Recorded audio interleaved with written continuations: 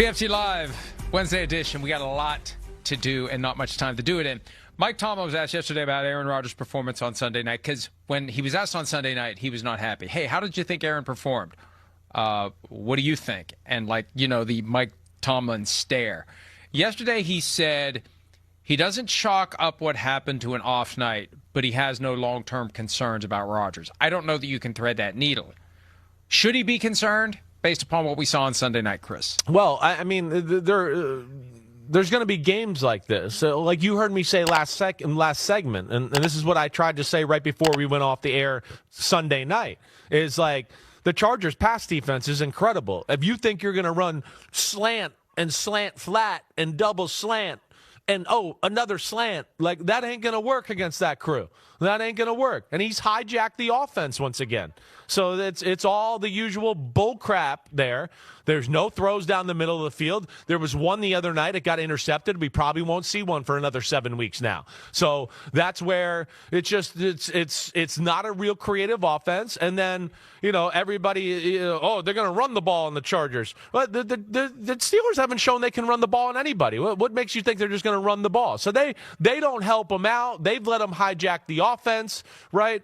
And so that's where the concern is. But at the same time, no. Do I think the results will look like they did last weekend all the time? No. It's going to be better than that. That was, I think, the perfect storm of playing a defense that knew exactly what to do and how to stop what he does.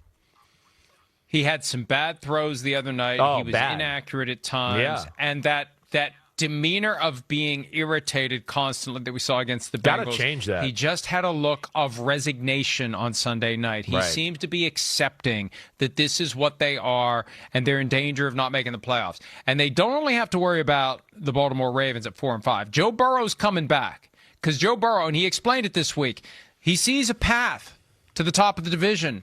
They still have 2 games against the Ravens. They play the Steelers this weekend. They can still pull their way back into this. One of those teams is going to the playoffs, and the Steelers may not even get there, which would make the whole thing this year a disaster for the Steelers. Hi, it's Mike Florio. Thanks for watching PFT on YouTube. Hit subscribe for the latest news and analysis from Pro Football Talk.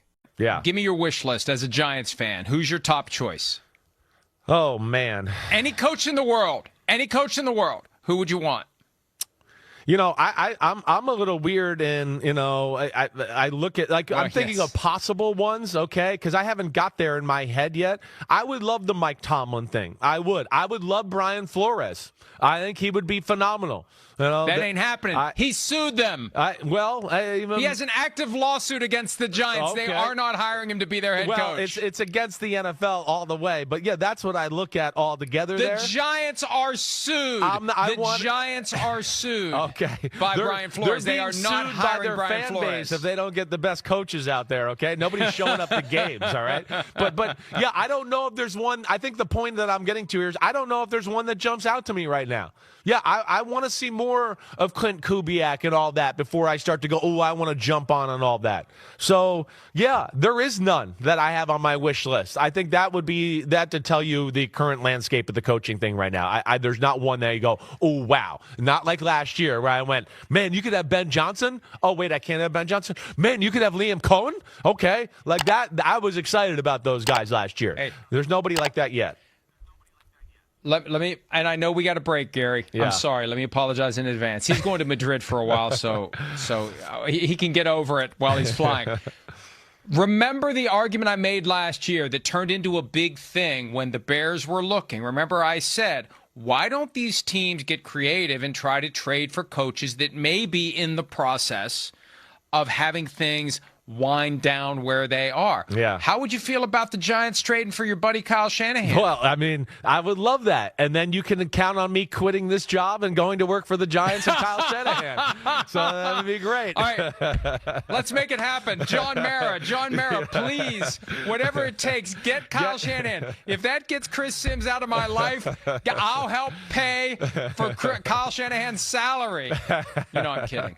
Yeah, I mean, listen, if I really believed that, I'd be saying, we can't have you leave. That would be a horrible outcome. I would love that, though, if to Kyle this state Shanahan of went to affairs. the Giants. Man, I would love it. You know that. I would absolutely love it. All right, I don't know how you feel about home games on MetLife Stadium, given what you're right. It's done. You're going to get the his field players change. in The players years. will be happy about that. They'll be I'm cursed that may here. happen. Yeah, exactly. Hi, it's Mike Florio. Thanks for watching PFT on YouTube. Hit subscribe for the latest news and analysis from Pro Football Talk. Steelers Nation, welcome back. Today we dig into one of the most electric, meaningful rivalries in all of pro football, the one between your Pittsburgh Steelers and the Baltimore Ravens. And we'll use a revealing, headline-making admission from Ravens legend Terrell Suggs to frame why this rivalry still matters for your Steelers today. Strap in, because this is not just nostalgia, this is context for how the Steelers move forward, stronger than ever. Suggs recently admitted publicly that when it came to sacking quarterbacks, one name stood out above all others, your own Ben Roethlisberger, a man dubbed Big Ben. On the podcast This Is Football, Suggs said, "He was the hardest. Ben Roethlisberger was definitely the hardest." He pointed out that while he faced many great QBs, Big Ben's size, strength, and ability to extend plays made him uniquely difficult to bring down. That statement from a longtime rival says volumes about the respect Pittsburgh earned, and it echoes right into the present day. Think about that. One of the fiercest rushers in Ravens history, with 15 sacks against the Steelers and countless memorable hit-stick moments, saying that your quarterback was the hardest to sack. That alone says a lot about the legacy of the Steelers, the standard of competition, and why this team's culture runs deep. Because what Suggs is also acknowledging is that the Steelers built something special, a resilient offense, a dominant defense, a mindset of physicality and winning. And that culture is still embedded, still alive in Pittsburgh today. So let's connect the dots for right now. The criticism swirling around the Steelers, whether it's about the offense, the quarterback play, the supporting cast, it's real. But the foundational truth is this: the Steelers have been here before. They have combated harsh scrutiny and built bounce backs. When Suggs says Roethlisberger was the hardest, he's not just talking about one player.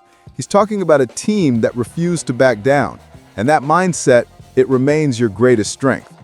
Let's dive deeper into what Suggs' statement really means for Pittsburgh's current squad. First, legacy matters. When opponents respect you, they fear you. Suggs respected Pittsburgh. He respected big moments. He respected when your team held the line. That respect came because of repeated performance, because of toughness, because of steel in the Steel City. The offense led by Big Ben. The defense is led by names like Troy Polamalu, James Harrison. They built a tradition of winning. And now, while rosters change, that tradition persists. Second, the rivalry with Baltimore remains a measuring stick. The Ravens-Steelers rivalry is widely regarded as one of the greatest in the NFL. It's not fluff. It's not just about geography. It's about identity. It's about two franchises built on defense, built on toughness. So when Suggs honors Roethlisberger, it reverberates. Your Steelers are respected across the league, even by your fiercest rival. That matters for morale. That matters for identity. That matters for the mindset of "we're not done." Now let's address the present. Maybe your Steelers aren't dominating like they once did. Maybe the spotlight has moved. Maybe critics are asking, are the Steelers still elite? But critics don't win games. The team does, and culture wins. So while Suggs' statement is rooted in the past, it feeds into the present. You have a team that still draws that respect. When the legacy is cited by a rival, your players should hear it, your coaches should use it, your fans should embrace it. Now we also must examine this team's current path. The Steelers still have obstacles, yes, but the fact that a guy like Suggs speaks so highly of the Steelers' past means the blueprint exists. You still have opportunities. You still have the division. You still have a schedule worth attacking. You still have the potential to reclaim the identity of being the team others point to and say, that's the standard. Meanwhile, the rivals may be rising. The Ravens may be trending upward. But trending is not destiny. History, culture, identity, those things endure, and Pittsburgh holds them. So what does all this mean for Steelers Nation right now? It means don't blink. It means stay locked in. Because when everyone else writes you off, that's your cue to move. That's your cue to remind the league who you are. That's your cue to honor the legacy by forging the next chapter. Because one of the fiercest defenders in the league admitted your quarterback was the toughest to sack. That's a foundation to build on. And while Big Ben is retired, while rosters turn over, the ethos remains.